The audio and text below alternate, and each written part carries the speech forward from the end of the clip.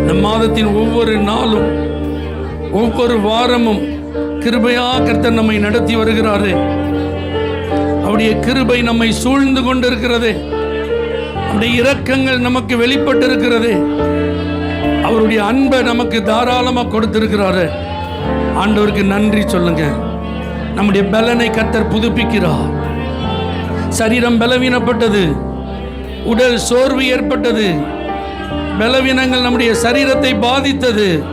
ஆனால் கர்த்தருடைய சமூகத்தில் ஜெபித்தோம், காத்திருந்து விசுவாசத்தோடு அற்புதம் செய்யுங்கப்பான்னு சொல்லி வேண்டினோம். கர்த்தர் ஜெபத்தை கேட்டார்.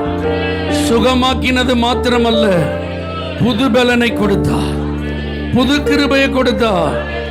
நம்முடைய வயதை கழுகுக்கு சமானமாக வாழ வயதை போல கர்த்தர் மாற்றுகிறார். காண்டாமிருகத்துக்கு ஒத்த பலனை அவர் தருகிறார். உன்னதத்தில் இருந்து அனுப்பப்படுகிற வல்லமை நம்மை நிரப்புகிறது. அதனால சோர்வடையாதபடி, களைத்து போகாதபடி தொடர்ந்து நடக்க கர்த்தர் உதவி செய்திருக்கிறார். ஆண்டவருக்கு நன்றி சொல்லுங்க.